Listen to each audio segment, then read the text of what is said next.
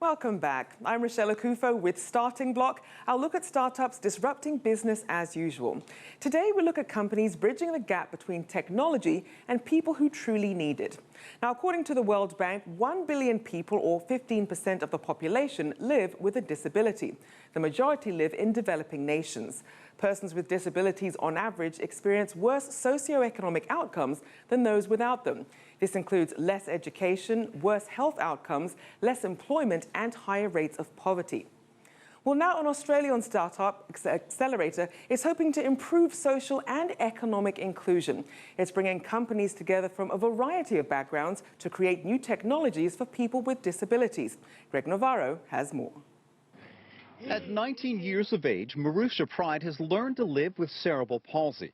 But what the bright, ambitious teenager couldn't work with was the technology available to help her use a computer and control her wheelchair.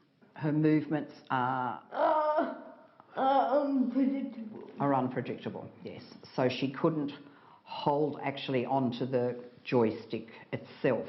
The hand kept coming off, or she'd get it stuck in the position and she could run into anything and it just wouldn't stop. But technology stopped being an obstacle when Marusha met the founders of a company called Ability Mate. We sat down with her, and within an hour, Kin had designed up a joystick controller that perfectly fit her finger.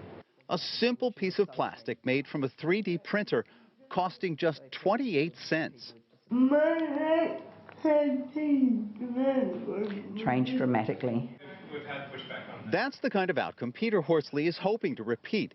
He's drawn on his background in the disability sector to create the remarkable Accelerator.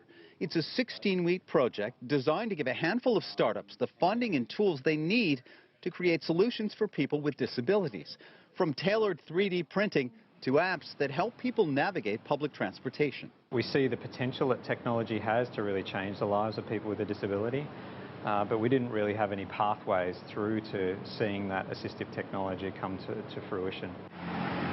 And that's important when you consider that about 15% of the world's population, or 1 billion people, live with a disability. One of the biggest obstacles with adaptive technology is the cost. For example, the starting price for an electric wheelchair in this country is roughly the same as the newest version of this car. Before this simple piece of plastic, it would have cost more than $1,000 to modify Marusha's equipment, and it wasn't tailored to her specific needs. It's mainly what opportunities you're given to be made as independent as possible. Some people aren't given those opportunities. For people with disability, that bit of equipment is the difference between sitting in a corner and participating in life.